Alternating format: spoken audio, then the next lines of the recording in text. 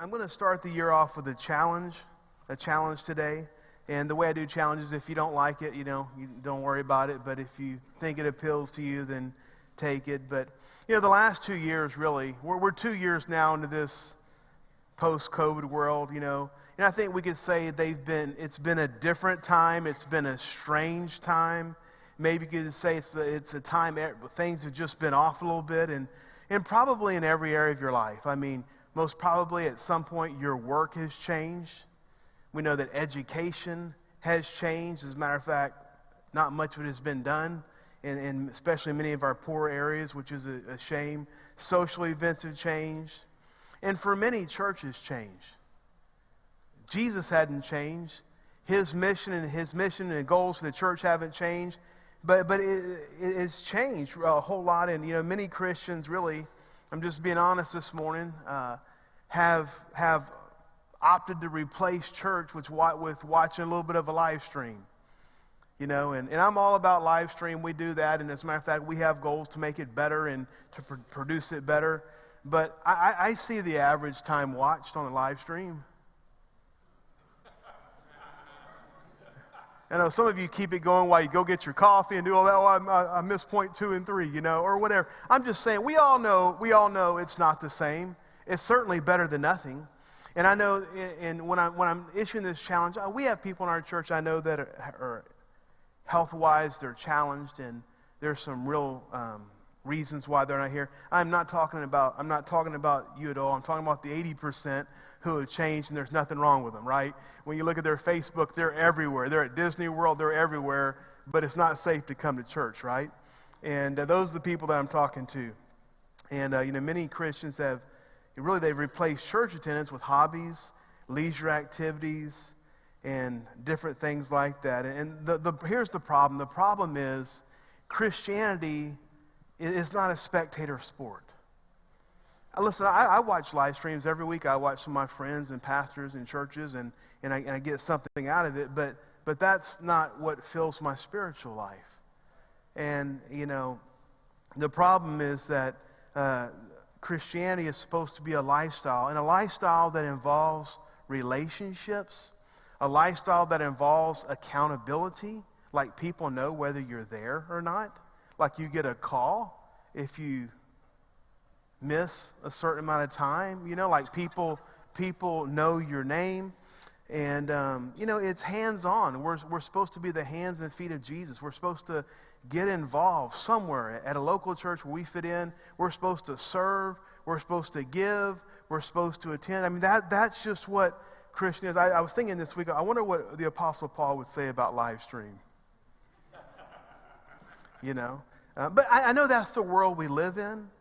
But sometimes the world we live in isn't the way the Bible wants it, isn't the way that God wants it, So certainly, live streams are great if you go on vacation or if you're sick or under the weather. But it wasn't intended to replace going to church. It just wasn't intended to do that. And so here's my challenge.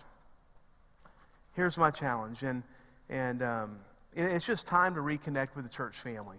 If you're watching, hey, I encourage you, go find a church that you like, that you can get involved with, that you connect with, and do 3 things. Three things really make a good church member. 3 things. First of all, that you want to come, like you want to be involved, you want to meet people, you want to participate. Number 2, that at some point you find a place to serve, get on one of the serve teams and serve. And our serve teams, they serve once a month, pretty, I would think low commitment, and then that you give. And, I think it's interesting that so many people come to church and they want the church to do this and hire this person and do this better, but they've never at all supported the church financially. And just like with your family, you can't support your family, you can't do things with your family, it's dependent upon your income. In church, what we can do for worldwide missions, what we can do for people in our community, what we can do for you, it has to be through support. And so that's my challenge. That's my challenge is to quit making excuses. There's a lot of people, if we're just quite honest, your habit of not coming to church, it's a habit. That's what it is. You've replaced it with going to church. It's become easy. It's become convenient. And quite honestly, it's become an excuse. And so if that makes you mad and leave, that's just the way we're going to do it this year. That's the way it's going to happen. But what I would do, I'm trying to, when I challenge you, I'm trying to get you to think. I'm not trying to make you feel bad. But really think, Paul told us to live in a manner that's worthy of Jesus Christ. Jesus gave us his best. Are you giving your best? Is your commitment fully there, to build the kingdom of God and to do some things? And so if you don't know this, basically, church attendance in America has gone down 30%, 30 to 35%. Every church I know is about like Family Life. On a normal week, they have about 65% of what they did pre-COVID. And one of the areas that has hurt in is volunteers, is people volunteering. And at Family Life, it takes about 150 volunteers to run our services, for Sunday morning, Wednesday night, cafe service, things like that, youth ministry, things like that. And we have a lot of new people. And I appreciate so much all the new families that have started coming. As a matter of fact, I was talking to one of my friends that comes to church, but they haven't been since COVID. And, he's threatening to come back. And so if you know who you are, I'm not trying to make you feel bad, but I said, when you come back, you're not going to know half the people in church. And he's like, you're kidding me. I was like, no, well, it's been 2 years. And new people are coming in. But this is what we do at Family Life. We want everyone to be involved. We want everyone to take ownership.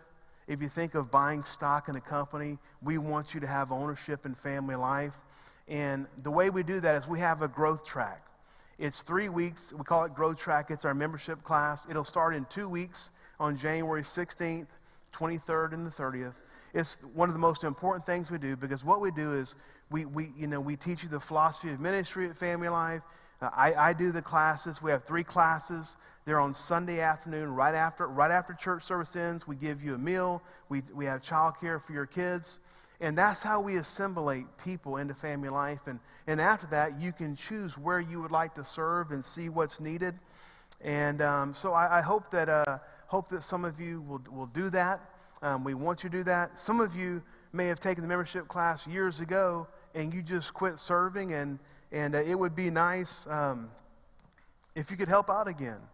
When you have your family over to your house. Well, I know I try not to do that. No, but when they do, when they come and it's your house and you got to do everything, and not everyone's worried about getting everything done, but you feel the brunt of that when they leave. You're like, man, that was work, Well, that's what any business or church is like if we only have half the people helping. If everyone pitches in, no one gets burned out. And so that's my, I'm done with that. I'll move on.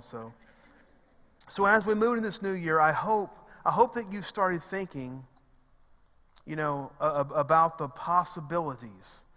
A new year, begin a new year. I hope you have new expectations. I hope your expectations for yourself, for your spiritual life, for your personal life, for your family, for your career goes to a different level than this last year was. And really, the only way our lives can get better, the only way we can grow, is if we evaluate where we're at and where we want to be. We have to know, okay, this is the reality check. Do y'all like reality checks? I don't like them too much. I like when I get through the holidays and I look in the mirror and it's a reality check. He said, no, Terry, someone said, you look pretty good. I said, yeah, this is covering up a lot of bad stuff here. A lot of bad stuff right there. But this coming week is the week of prayer and fasting, so we'll start to take care of that.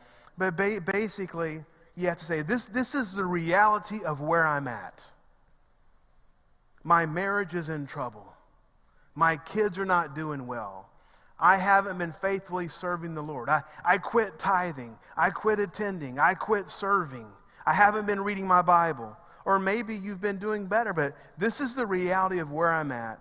But this is where I want to be. And I am going to make a simple plan to get from point A to point B. If you don't if you don't make a plan of how you can do better, simple steps, you'll never make the progress that you want. And the truth is, the greatest barrier for you and I reaching our spiritual potential, the greatest barrier is us. I'm the greatest barrier for Terry being a better pastor, husband, father. I'm the barrier right here. And sometimes the biggest hurdle is to get over ourselves.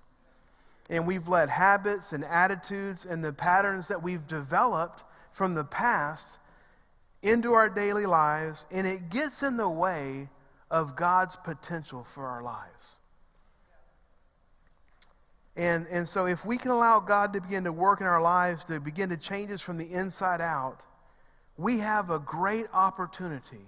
Can you say this with me? Say, I have a great opportunity to reach my potential if God is working in my life. You know, if we give God free rein, it does incredible things. So starting tomorrow, January 3rd, all the way through January 8th, Saturday, Monday, Tuesday, Wednesday, Thursday, Friday, every night the church will be open from 7 to 8. It'll be quiet. There'll be some worship music playing. And, you know, that's for you just to come spend time with God. And we're adding a new prayer meeting this next Saturday. We'll conclude a week of prayer and fasting with a 9 a.m. Saturday service. And so I just encourage you, maybe some of you maybe have never fasted in your life. And this is a shame. Many people that go to church have never heard about what fasting is. And that's a real shame. And so I'm going to spend today just talking about what biblical fasting is, how you can participate in it at whatever level you're comfortable. If it's your first time fasting, you know, you probably shouldn't do a 30-day no food fast.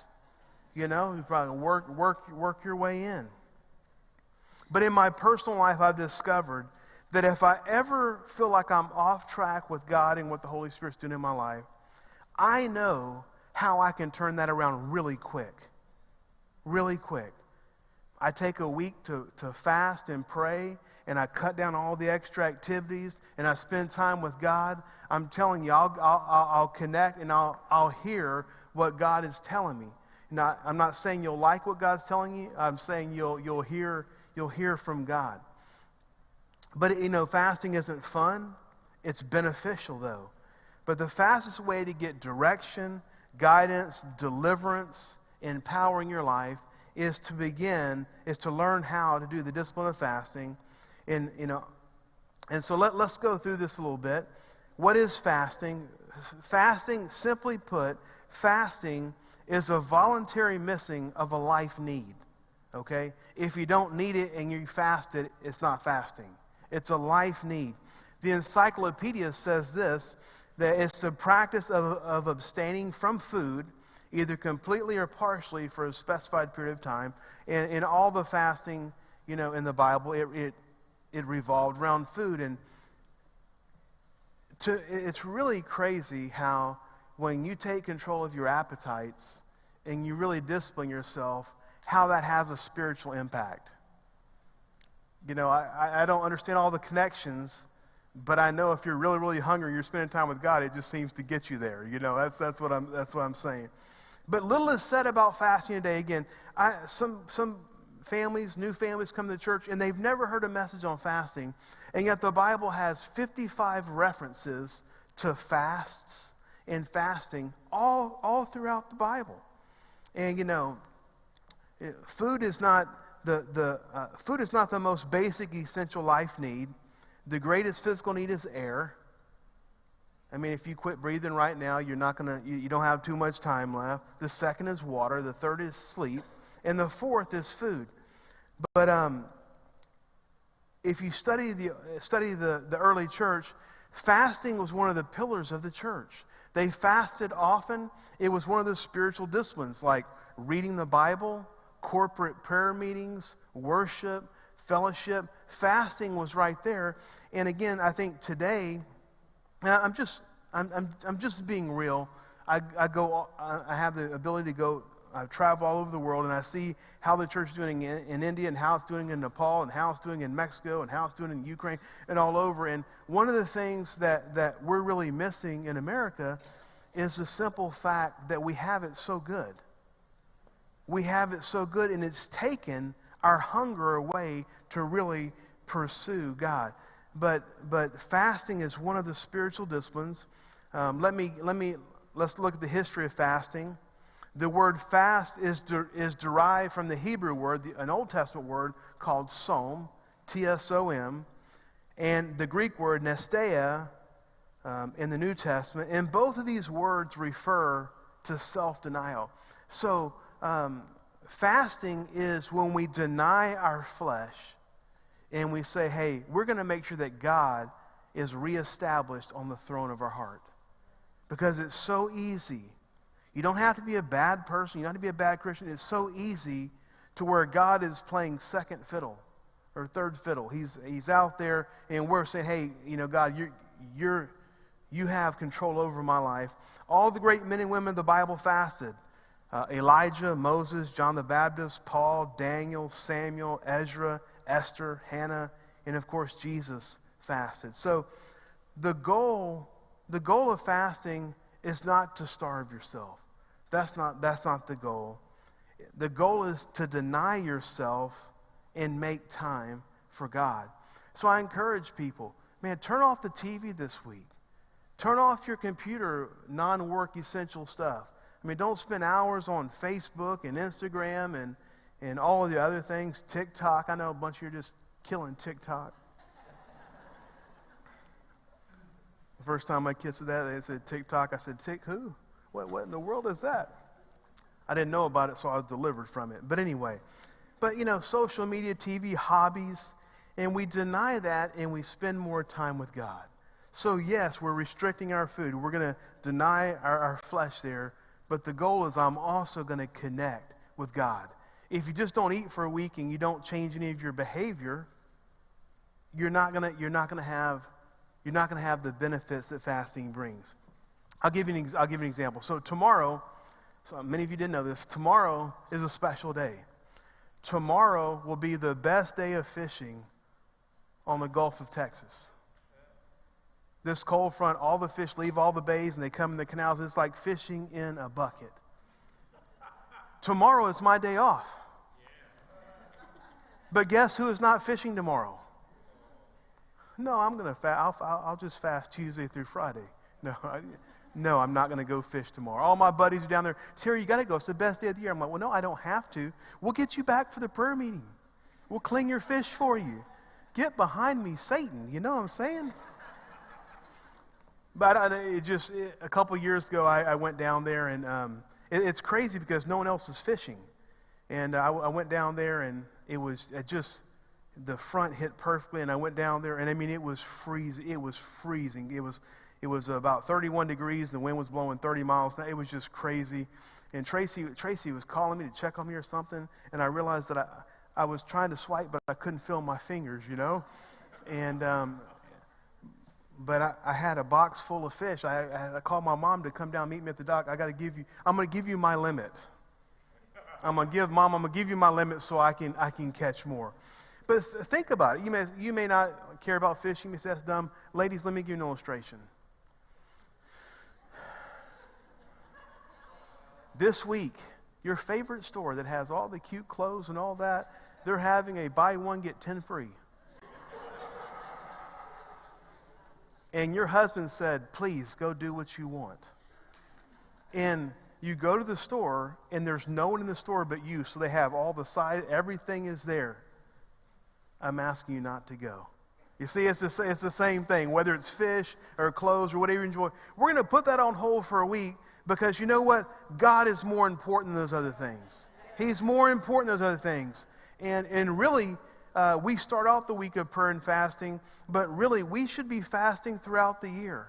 Every time we get off, we should come back. It's the quickest way for God to get our attention and reconnect. So for those of you who don't know, let me talk about there's 3 basic types of fasting in the Bible. 3 types, and the first one is the normal fast. And this is just going without food for a definite period of time. during which you drink liquids. So, there's several of these in the Bible that basically say, okay, tomorrow I'm not going to eat any food for 24 hours. I'm just going to drink water. That's kind of the normal fast, where I'm going to drink juices or a protein shake or whatever, but I'm not going to eat any food. And the duration varies from 1 day to 3 days to 1 week or longer. The second fast the Bible talks about is called the absolute fast. And the absolute fast allows for no food or no water at all. And obviously this will kill you if it's not supernaturally ordained. But there's 2 examples of this in the Bible. The first one was Moses when he went up on the mountain to get the 10 Commandments, Exodus 34:28. It says, Moses was there with the Lord 40 days and 40 nights without eating bread or drinking water. And he wrote on the tablets the words of the covenant, the 10 Commandments. So, obviously Moses was in the presence of God, because normally we cannot go 40 days without water. We can't go very many days without water. Another great example is in 1 Kings 19. It says, this is when Elijah, he's running from Ahab and Jezebel, and he goes out and he falls asleep, and it says this, all at once an angel touched him and said, get up and eat. And he looked around, and there by his head was some bread baked over hot coals and a jar of water. He ate and drank and then lay down again. The angel of the Lord came back a second time and touched him and said, get up and eat, for the journey is too much for you. So he got up and ate and drank. Strengthened by that food, he traveled 40 days and 40 nights until he reached Horeb, the mountain of God. So I don't know what the angel fed him, but that was some heavenly bread, right? I mean, that was some bread right there. And the third one is a partial fast. And a partial fast is when we omit certain foods, or we are on a schedule that includes limited eating, and it may consist of skipping 1 meal a day or just eating 1 meal a day. It may include eating only fresh vegetables for several days. And so a partial fast could be, hey, we're going to cut out all the sugars, all the sweets, all this, and we're just going to eat as healthy as we can this week. Eat light meals and healthy. I want to encourage you, if you eat 1 meal a day, don't do a buffet, okay? You're kind of defeating the purpose there. And the most famous partial fast is found in Daniel, and we call it the Daniel fast. It's when Daniel, Hananiah, Mishael, and Azariah were taken into captivity to Babylon, and they were nobility. They were in the king's service, and the people wanted them to eat food from the king's table, but the king's table was on a diet that the Jewish people were not supposed to eat. Let me read Daniel chapter 1, verse 11 through 12. It says, Daniel then said to the guard, whom the chief official had appointed over Daniel, Hananiah, Mishael, and Azariah, please test your servants for 10 days. Give us nothing but vegetables to eat and water to drink. Then compare our appearance with that of the young men who eat the royal food, and treat your servants in accordance with what you see. So he agreed to this and tested them for 10 days. At the end of 10 days, they looked healthier and better nourished than any of the young men who ate the royal food. So, fasting, actually, there's been books written on it, and today there's much written on intermittent fasting, how, you fast for longer periods of time between meals. It's really good for you. But fasting is actually a very healthy lifestyle.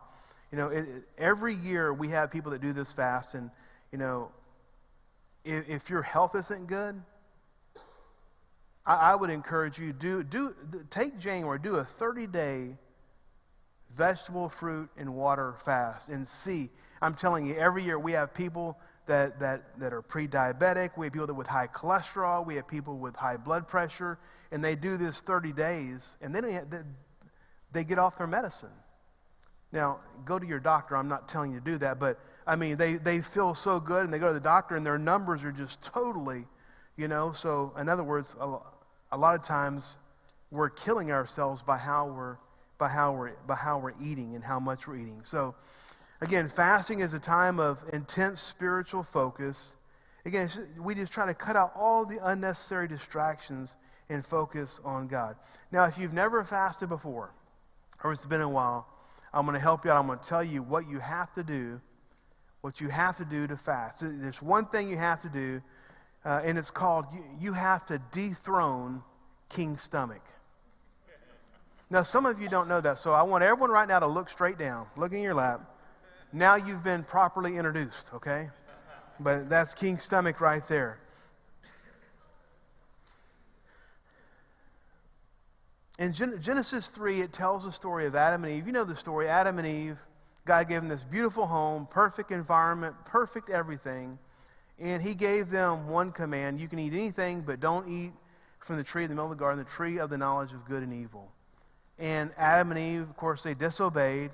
They ate from that. And so if you want to be honest about it, Adam and Eve, their appetite, their lust for that, eating, they literally ate themselves out of house and home.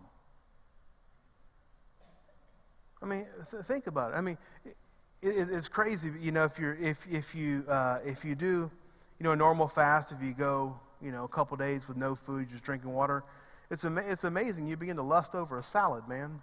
Oh, the green leaves, man. If I could just eat those green leaves, you know. I mean, that's not normal for me. I eat salad because I know I should. I don't lust after it. You know what I'm saying? And so anyway, but they ate themselves out of house and home. Their lack of control over their appetite forced them out of the Garden of Eden.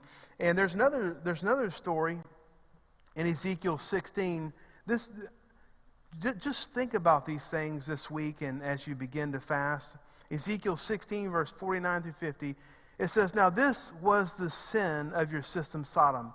You know, in the Old Testament, there was two places, Sodom and Gomorrah, they're always used as references to vile societies, evil societies, societies that had no regard for God.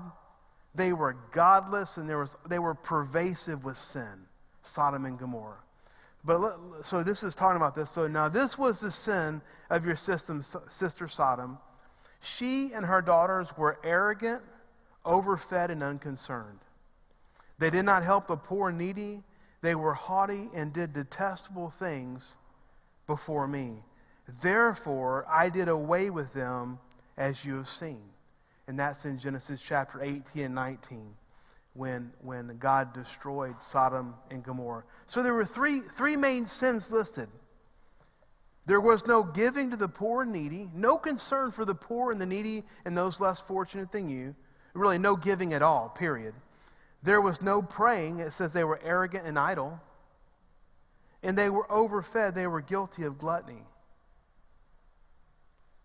Church, I'm not so sure that in America we don't fall right in with that. Just hit your neighbor and say, I think he's talking to you. Not everyone, of course, but there's a big portion of America that they do these same exact things. And not only America, other countries as well. Jesus in Matthew chapter 6, 2 through 8 and 16 through 18, Jesus teaches his disciples three important principles that should be evident in the life of every believer. And you're going to be amazed at how these correspond. The word when is used 7 times. When Jesus says, when you do this, Jesus is telling his disciples, I expect you to do this. I expect you to. It says this, so when you give to the needy, do not announce it with trumpets as the hypocrites do in the synagogues and on the streets to be honored by men. I tell you the truth, they have received their reward in full. But when you give to the needy, don't let your left hand know what your right hand is doing, so that your giving may be in secret. Then your Father who sees what is done in secret will reward you.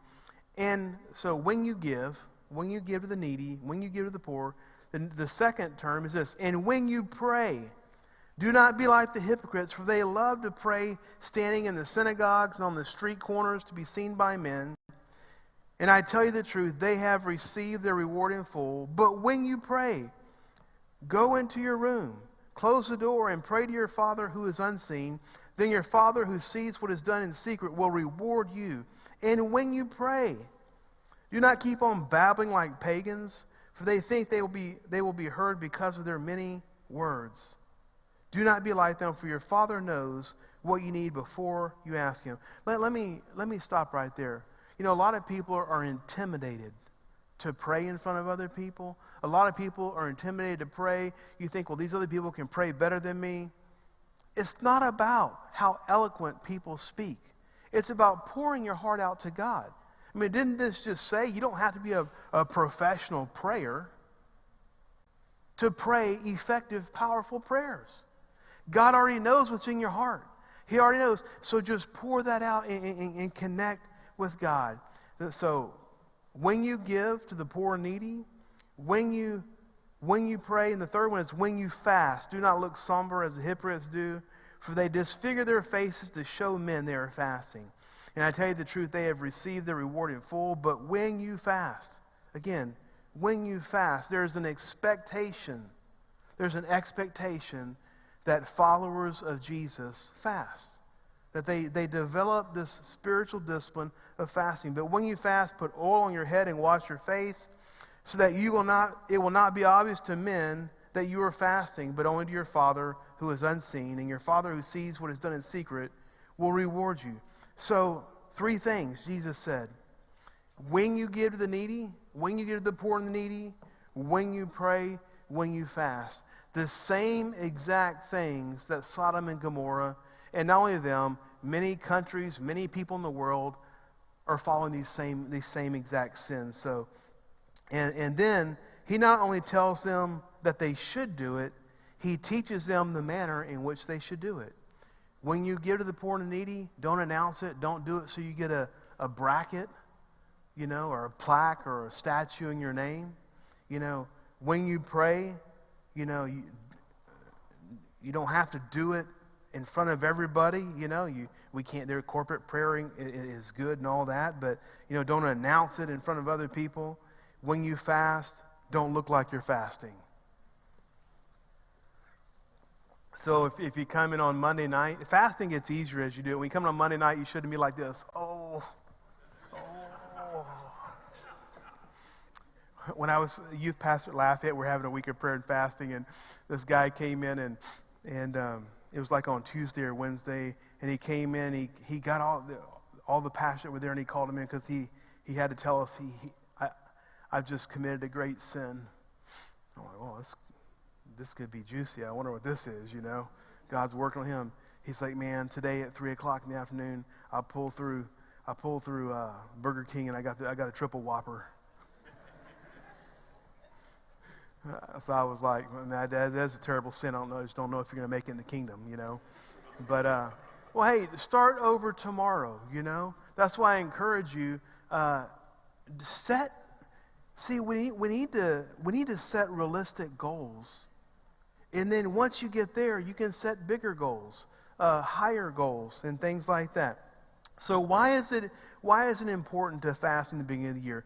And, you know, some of you, this coming week may not be a good time for you to fast. We just do this for the church because we're praying for this year, and but you can do it at any time. But why I think it's so important to pray in the beginning of the year, number one is because it sets the course for the upcoming year.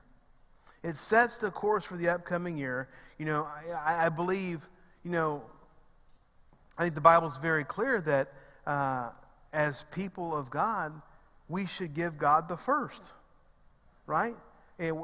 In church we talk about the tithe. You give the first of your money, your tithe to God. Really, we should want to tithe every area of our life to God. Give Him the first part of our day, give Him the first of our time, give Him the first of our talents. I mean, that should be the goal. And so when we start the new year, we're like, okay, this is what I want to do this year. So let me spend the first week really honing in, really connecting with God, really crying out to get some direction on the how-to. How should I go about doing this? And God, what are you really wanting me to do? I mean, sometimes I set goals for the year, and during the week of prayer and fasting, God changes them. He directs me in a different direction. And hey, His goals are better than my goals. All right? And so I just believe that if when you give God the first, it pays dividends in your life. And I believe if we start the year off right, and again, We may need to do it later on during the year, but if we start the year off right, it really just kind of sets your footing on the right path as we start the year. The second thing is this, is it establishes the principle of Matthew 6:33 in your life. You know, in Matthew 6, it's talking, verse 20 through 33, it's talking about all the worries of life and, you know, don't worry about what you're going to wear and don't worry about this. And, you know, look, God, he clothes the sparrows of the field and all this. But the chapter ends with this. But seek first his kingdom and his righteousness, and all these things will be given to you as well. And so many Christians, it's a lack of trusting God. Like we read the Bible and we believe the principles. Most every Christian believes the principles. Then why don't we do the principle? Because we don't trust God. Because if you knew 100% that the principle worked, you would do it. We believe it up here, but when it comes to act out on it, sometimes we don't. And what this is saying is, when you give God the first of something, you never lack, you benefit. You gain on the back end. Just like if you give God the first 10th of your money, you know, he's going to make the 90 more effective. He's going to bless you. The 90 may end up being more than 100% before you gave. When we give God our time, and we give God time in Bible reading and prayer, it's going to produce benefits in our life that are going to carry on. It's going to carry on as the days go by. But there's a promise in the Bible that says when we put God first, he takes care of the rest. Give God the first, and then he blesses the rest. So I was thinking about this week. If I'm going to give up the best fishing day of the year, what's he going to do for me next week? I'm kidding. As you know, God doesn't care about how many fish I catch. God doesn't care about if your sports team wins or not. You know, hopefully you quit praying for that a long time ago. God, if they just... The third thing, and this, you cannot grow without this principle in your life. When we fast and pray, when we start the year off fasting and praying, it creates a spiritual hunger in your life. And let me be honest with you this morning, no matter what you want to do in life, no matter what you want to do in your life, it doesn't have to be spiritual. You cannot do it if you don't have a hunger within you to do it. Well, I want to be the best father that I can be. Well, you better have a hunger to grow. You may need to read some books. You're going to have to say you're sorry a whole lot. What's that, Pastor? Sorry. Please forgive me. But I mean, if you want to advance in your career, there has to be a hunger, because to grow in any area of your life, you're going to have to make some sacrifices. You will never sacrifice if there's not a hunger in your life. And what I'm saying is, when you have a spiritual hunger, what you're saying is, I'm willing to put some things that maybe I enjoy, but they're really not important in life. I'm willing to put those out there